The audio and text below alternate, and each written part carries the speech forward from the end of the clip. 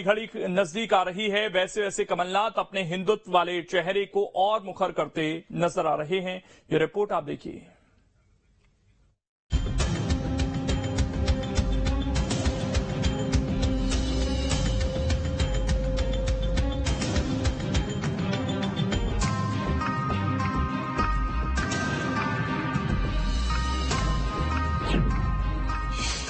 हिंदुत्व की पिच पर front foot पर कमलनाथ।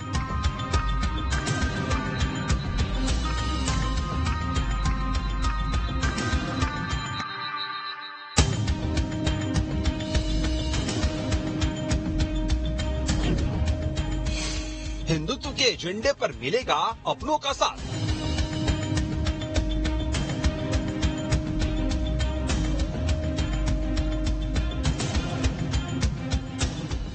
मध्य प्रदेश में विधानसभा चुनाव को अब 100 दिन से भी कम बचे हैं। ऐसे में अब सियासी दलों ने अपने एजेंडे को और धार देना शुरू कर दिया है। लेकिन एमपी में इस बार कांग्रेस का कलेवर और कमलनाथ के तेवर कुछ ज्यादा ही बदले नजर आ रहे हैं। पहले ये तस्वीर देखिए। इसमें कमलनाथ कथावाचक पंडित धीरेन्द्र शास्त्री की आरती उतार रहे हैं।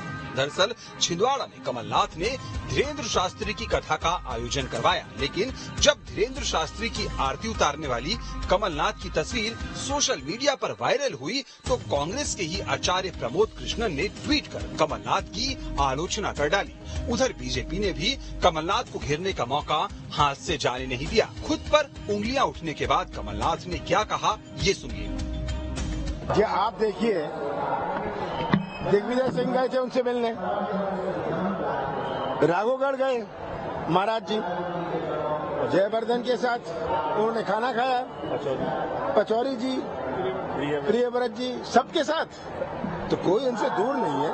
प्रमोद कृष्णन सर ये कह रहे हैं कि कांग्रेस के बड़े नेता अब कोई कुछ कहे, कोई कुछ कहे, मैं नहीं जानता क्यों किसी के पेट में दर्द हो रहा है। हालांकि सिर्फ बात इतनी ही नहीं है, बल्कि अब की बार हिंदुत्व की राह में कमलनाथ काफी आगे निकलते दिख रहे हैं। कांग्रेस छिंदवाड़ा में कोई ऐसी बागी की बात नहीं करेगा अपनी मीडिया में। सबके विचार होते हैं, सब जहाँ जाते हैं अगर लोग उनसे पूछते हैं, आज 82% हमारे देश में हिंदू हैं, तो ये कौन सा राष्ट्र है? अगर 82% हिंदू हैं, हम तो सांप्रदाय से हमारा मुकाबला है, हम सेक्युलर हैं, हमारे संविधान में जो लिखा है हम वो। तो कमलनाथ का ये बयान बता रहा है कि अब हिंदुत्व की पिच पर कमलनाथ फ्रंट फुट पर आ गए हैं, या कहें कि ये बयान सॉफ्ट हिंदुत्व से हार्डकोर हिंदुत्व की ओर एक मूव है। बहरहाल बीजेपी को कांग्रेस का ये हिंदुत्व रास नहीं आ रहा है। अब कमलनाथ जी को हिंदुओं की ताकत समझ में आ गई, दरअसल में कांग्रेस को समझ में आ गई, लेकिन कमलनाथ जी ब्रजमंडल पे नहीं बोल रहे, आप देख रहे हो, एक शब्द नहीं बोले वहां पर। ये जो मैं कहता हूं ना कि सुविधा भोगी हिंदू हैं, ये इच्छाधारी हिंदू हैं,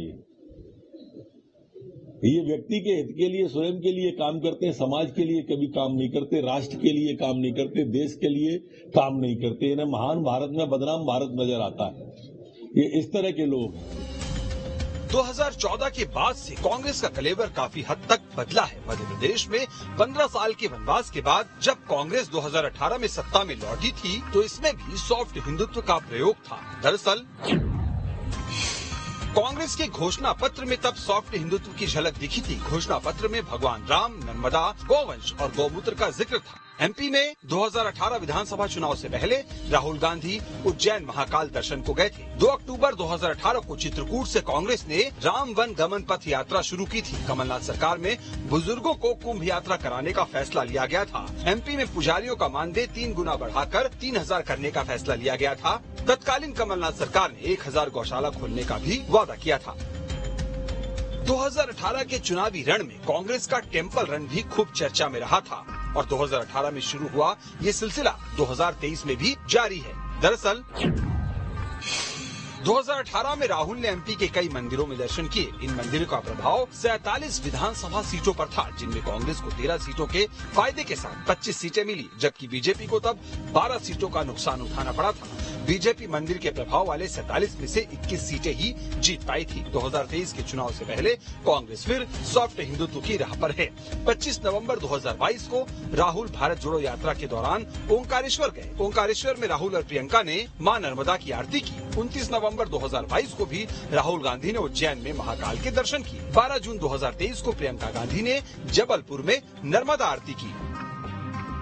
तो 2023 में भी मध्य प्रदेश में कांग्रेस एक बार फिर हिंदुत्व के भरोसे ही दिख रही है, लेकिन इस बार कांग्रेस के हिंदुत्व और कमलनाथ के हिंदुत्व में थोड़ा फर्क तो नजर आ रहा है। कोई भी धार्मिक हस्ती है, उसके बारे में उनकी अपनी निजी राय हो सकती है और राजनीतिक नजरिया कुछ अलग होता है। नरोत्तम मिश्रा जी का अपना एक सोचना है, क्योंकि पार्टी में कमलनाथ जी चूंकि अध्यक्ष हैं तो एक वो मैसेज दे रहे हैं, पार्टी की तरफ से मैसेज होता है। यदि वो अपने यहाँ कथा करा रहे हैं, आप देखना कि इंदौर में देखेंगे तो कोई और कथा करा रहा है, जो इंदौर के विधायक हैं, इंदौर के कोई जनप्रतिनिधि हैं तो वो अलग तरह से कार्यक्रम कर रहे हैं। लेकिन एक जो हम देख रहे हैं, इस बार चुनाव से पहले कांग्रेस पार्टी में भी उसी तरह के भोजन भंडारे हो रहे हैं जो भारतीय जनता पार्टी में हुआ करते थे। 2018 में 15 साल बाद मिली सत्ता 2020 में 15 महीने में ही कांग्रेस के हाथ से निकल गई। तब टीम की कप्तानी कमलनाथ के हाथ में थी और अब की बार भी कप्तान कमलनाथ ही है। लेकिन इस बार कप्तान कमलनाथ सॉफ्ट हिंदुत्व की पिच पर बैकफुट में दिखने के बजाय फ्रंट फुट पर आकर बल्लेबाजी करने के मूड में दिख रहे हैं। कम से कम कमलनाथ के बयान और धीरेन्द्र शास्त्री की आरती वाली तस्वीर तो यही बता रही है। हिंदुत्व की जिस पिच पर अब तक बीजेपी खेलती हुई नजर आती थी, अब उस पिच पर कांग्रेस भी अपना हाथ आजमा रही है। जहां एक और कमलनाथ छिंदवाड़ा में बागेश्वर धाम पंडित धीरेन्द्र शास्त्री की कथा करवा रहे हैं, तो वहीं दूसरी ओर वह हिंदुत्व राष्ट्र को लेकर एक बयान देते हुए भी नजर आए। हालांकि अब ये देखने वाली बात होगी कि कमलनाथ के इस हिंदुत्व का फायदा किसे कितना मिलता है। वीडियो जर्नलिस्ट आशु के साथ नीलम गुरवे, न्यूज स्टेट मध्य प्रदेश, छत्तीसगढ़। अब इसमें खबर तो यह है कि 2018 में राहुल ने एमपी के कई मंदिरों में